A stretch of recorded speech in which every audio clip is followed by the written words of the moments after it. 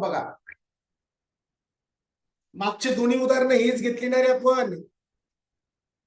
याचं उत्तर मिळालं होतं आपल्याला 1 मध्ये वजाबाकीचं चिन्ह आहे वजा. याचं पण उत्तर आपल्याला मिळालं होतं 70/70 1.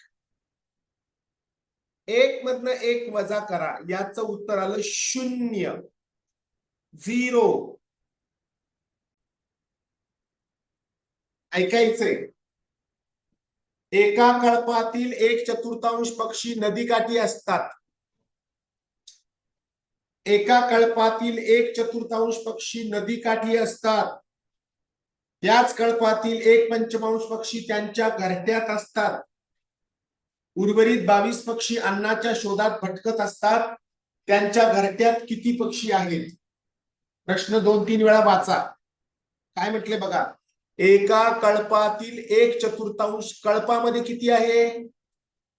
कळप म्हणजे त्यांचा ग्रुप असतो, पक्ष्यांचा ग्रुप.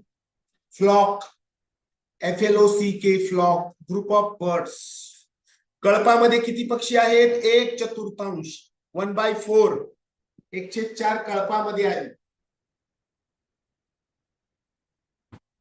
1/4 पक्षी नदीकाठी असतात. नदीकाठी किती आहेत?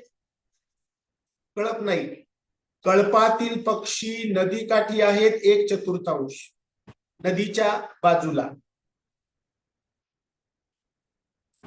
घरट्यामध्ये किती आहेत? घरामध्ये.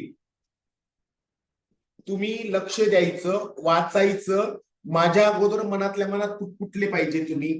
घरट्यामध्ये आहेत 1/5. उर्वरित 22 पक्षी अन्नाच्या शोधात आहेत. अन्नाच्या शोधात किती आहेत तनया? सिद्धी कासार, साई. अन्नाच्या शोधात आहेत 22 पक्षी. तर नदीकाठी आहे 1/4, घरट्यात आहे 1/5. तर दोघांची अगोदर बेरीज करा. कोणाची? नदीकाठी आणि घरट्यात असलेल्या पक्ष्यांची. 1/4 आणि 1/5 ची बेरीज करायची. 1/4 आणि 1 अगोदर अपूर्णांकाची बेरीज करा. बेरीज किती होते दोघांची? 5×1 5, 4×1 4 आणि 4×5 20. 9/20. 20 पैकी 9 भाग कोण आहे? 20 पैकी 9 भाग आहे नदीकाठी असलेले पक्षी आणि घरट्यात असलेले पक्षी. एकूण पक्षी आहेत 20 भाग. भागांमध्ये उत्तर काढतोय आपण. आणि 9 भाग कोण आहेत? नदीकाठी किती आहेत? 5 भाग.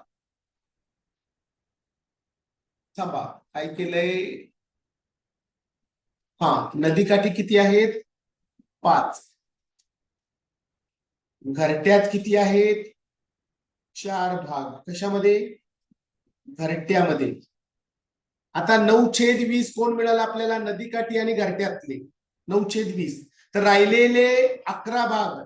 20 मधून 9 भाग आहेत नदीकाठी आणि घरट्यामधले. 11 भाग म्हणजे कोण? 11 भाग म्हणजे 22 पक्षी. अन्नाच्या शोधात असणारे 22 पक्षी 11 भाग होतात. 11 भाग म्हणजे 22 पक्षी अन्नाच्या शोधात. तर 1 भाग कितीचा होतोय? 11 भाग बरोबर 22. तर 1 भाग बरोबर 2 पक्षी. तर तुम्हाला काय विचारलं? घरट्यामध्ये असलेले पक्षी. घरट्यामध्ये 4 भाग आहेत. 4 × 2 8 पक्षी घरट्यामध्ये आहेत.